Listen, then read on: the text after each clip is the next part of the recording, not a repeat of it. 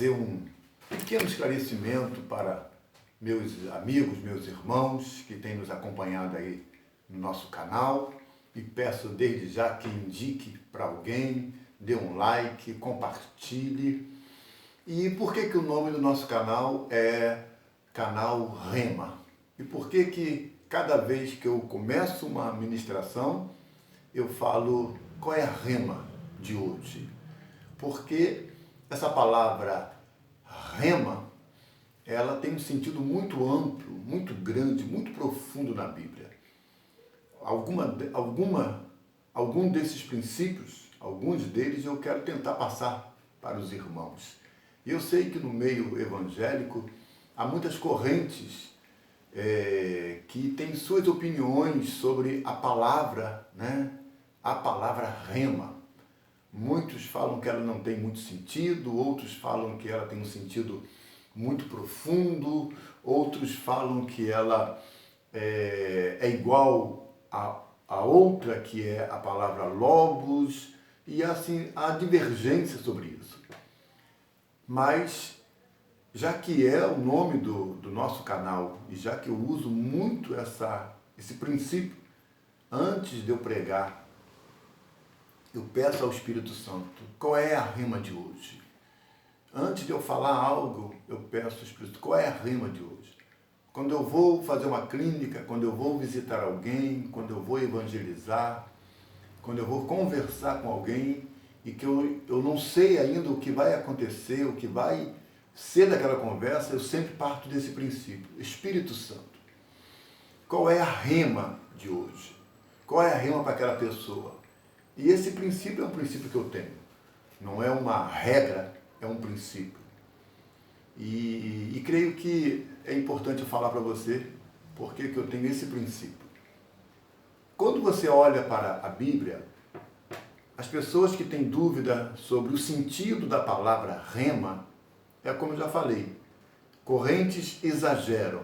Realmente, há pessoas que exageram demais com essa palavra. Põem um sentido nela que não é o sentido dela. E eu vou passar aquilo que eu percebo que é o sentido da palavra rema. Quando você olha para quando você olha para João, capítulo 1, quando falo Gênesis, porque é o mesmo, tem o mesmo princípio, né? Gênesis 1:1 e João 1:1, os dois têm o mesmo princípio, no princípio. Mas eu quero falar aqui sobre João, capítulo 1, verso 1, onde diz, no princípio era o verbo, e o verbo estava com Deus, e o verbo era Deus.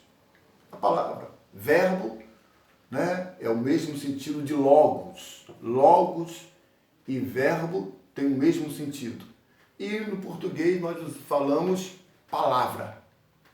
Então, o texto diz, no princípio era a palavra, e a palavra estava com Deus, e a palavra era Deus.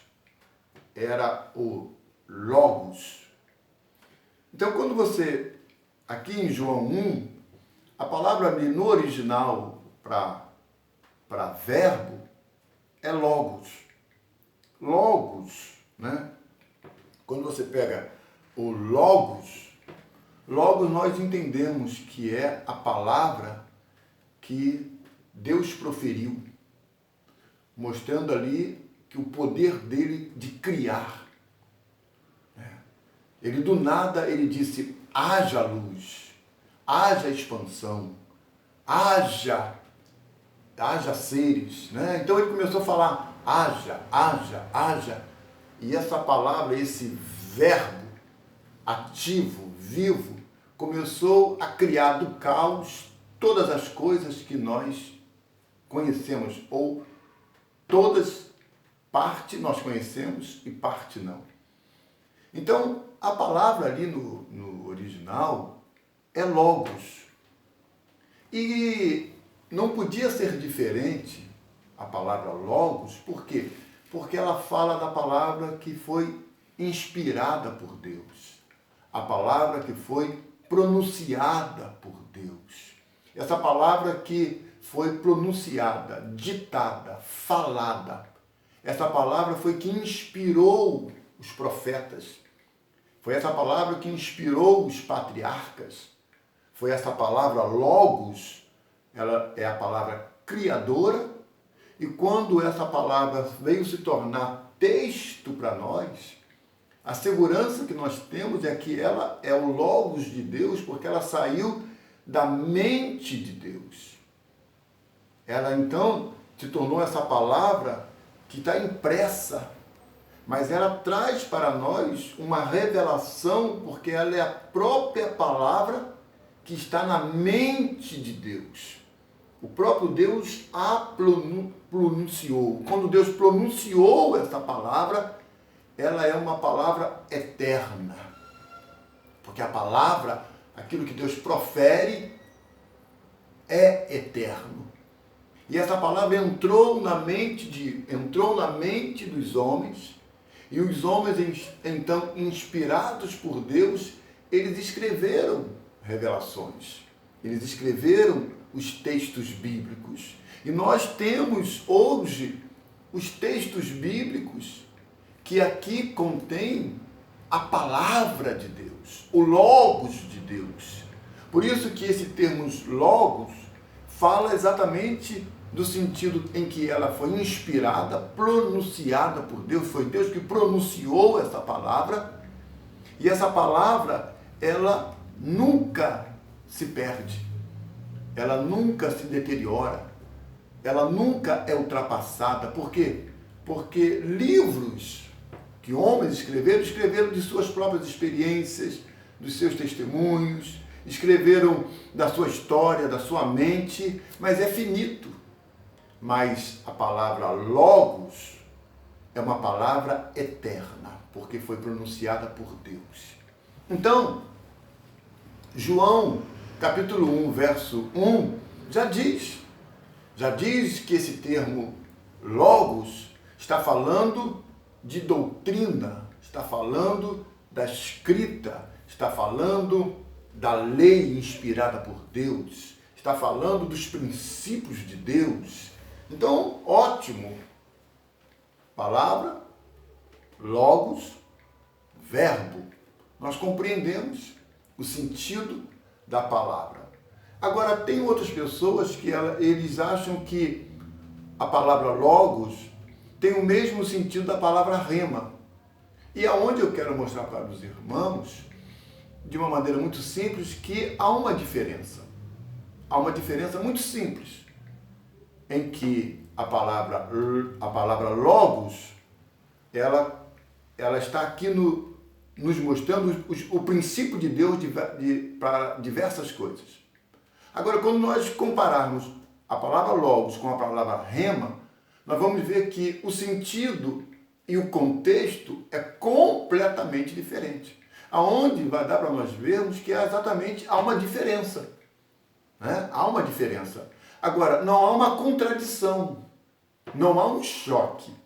O que há é exatamente que naquele momento da criação, Deus pronunciou o logos, a palavra inspirada e criadora e que sustenta todas as coisas pelo poder da sua palavra, que é o logos. Simples. Agora, houve momentos em que Deus não estava criando coisas. Deus não estava estabelecendo princípios para o universo e para coisas que vão falar da sua doutrina, que vão falar dos seus princípios em sentido de ensinamento perpétuo. Aí, ele não precisava usar logos. Ele precisou usar um outro termo. Qual outro termo? Ele precisou usar a rema.